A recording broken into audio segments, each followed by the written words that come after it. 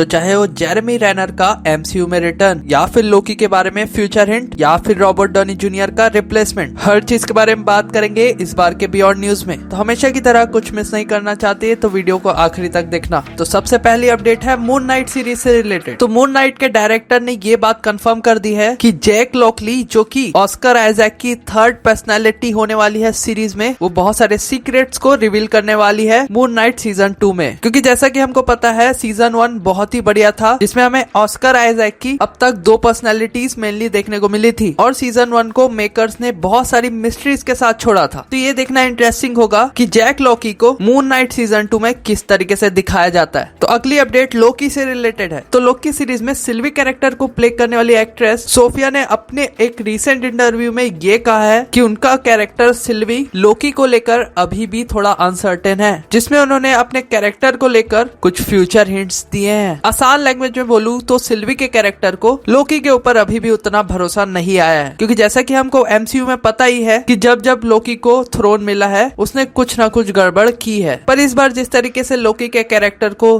Build किया गया है और प्रेजेंट किया गया है, मुझे तो नहीं लगता ऐसा कुछ होने वाला है। तो अगली अपडेट है हॉकाई के कैरेक्टर को प्ले करने वाले एक्टर जेरेमी रेनर से रिलेटेड। तो उन्होंने ऑफिशियली एमसीयू में अपना कमबैक कर लिया है अपने सीरियस एक्सीडेंट के बाद से, जिसमें हमें वो व्हाट इफ सीजन 2 के एपिसोड 3 में फिर से हॉकाई के कैरेक्टर को वॉइस देते हुए दिखे हैं, जिसमें उनका रोल उतना बड़ा तो नहीं था लेकिन वो अच्छा खासा था। तो ये उनके लिए अच्छी बात है कि उन्होंने एमसीयू में बहुत टाइम बाद कमबैक किया है, छोटा ही सही लेकिन कमबैक तो कमबैक होता है। तो अगली अपडेट है रॉबर्ट डॉनी जूनियर से रिलेटेड। तो एमसीयू ने आरडीजे को आयरन मैन की वॉइस से हटा दिया है और उन्होंने आयरन मैन की वॉइस के लिए एक नए वॉइस आर्टिस्ट को रख लिया है, जिनका नाम है माइक वैगनर्ट। तो ये न्यूज सुनने में बिल्कुल भी अच्छी नहीं लगती, क्योंकि व्हाट इफ सीजन 1 की जो वॉइस थी आयरन मैन की, वो रॉबर्ट डॉनी जूनियर ने ही दी थी, लेकिन सीजन 2 में उनको एकदम से रिप्लेस कर दिया गया है, जिससे सीजन 2 पे क्या असर पड़ता है वो तो बाद में ही पता चलेगा। तो अगली अपडेट भी इससे सिमिलर ही है। तो व्हाट इफ सीजन 2 में केवल रॉबर्ट डॉनी जूनियर को ही रिप्लेस नहीं किया गया है,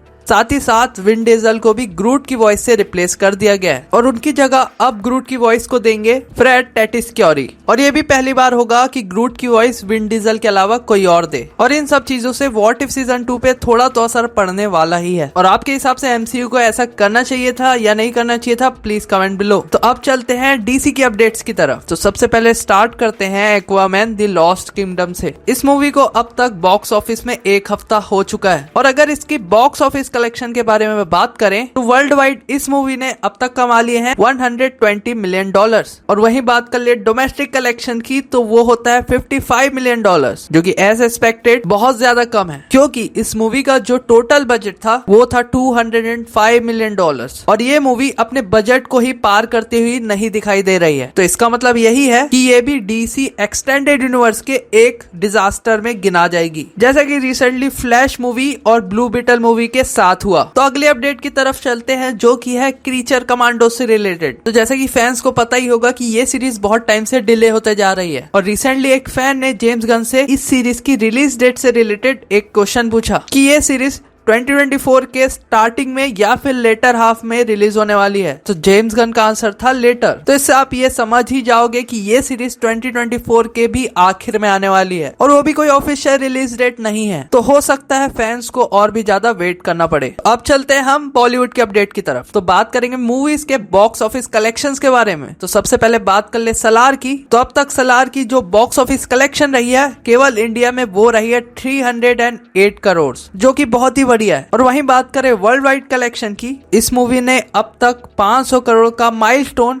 क्रॉस कर लिया है, और इसी कारण ये मूवी बॉलीवुड की 2024 में 7वीं मूवी बन जाती है जिसने 500 करोड़ का माइलस्टोन क्रॉस किया है। तो हाँ, प्रभास का ये बहुत बढ़िया कमबैक है। और वहीं बात कर ले डंकी मूवी के बारे में। तो डंकी ने अब तक इंडिया में टोटल 191 करोड़ कमा लिए हैं। और वहीं बात कर ले इसके वर्ल्ड वाइड कलेक्शन के बारे में, तो अब तक इसने 305 करोड़ वर्ल्ड वाइड भी कमा लिए हैं, जो कि इस मूवी के जॉनरा के हिसाब से बहुत ही ज्यादा बढ़िया है। और इसी कारण एसआरके की जो 2023 में टोटल कलेक्शन रही है मूवीज की, वो हो जाती है 2500 करोड़, जो कि मेरे हिसाब से शायद ही किसी एक्टर ने एक साल में इतना कलेक्शन किया होगा। और इससे बढ़िया कमबैक तो किसी एक्टर का हो ही नहीं सकता। तो इतनी ही अपडेट्स थी इस वीडियो से रिलेटेड, और अगर आप हमारी और भी वीडियोस एंजॉय करना चाहते हो जैसे कि Odin versus Zeus, what if Avengers were dead, या फिर top 10 major upcoming movies in MCU, तो आप इन सभी वीडियोस को एंजॉय कर सकते हो। मैंने इन सभी के लिंक वीडियो डिस्क्रिप्शन में दे दिए हैं। तो वीडियो अच्छी लगी है तो लाइक कर दो, चैनल को जरूर से सब्सक्राइब करके बेल नोटिफिकेशन को ऑल पे कर लो ताकि ऐसी मजेदार वीडियोस आप तक पहुंचते रहें। तो फिर मैं मिलता हूं ऐसी धमाकेदार वीडियोस के साथ, तब तक के लिए गुड बाय।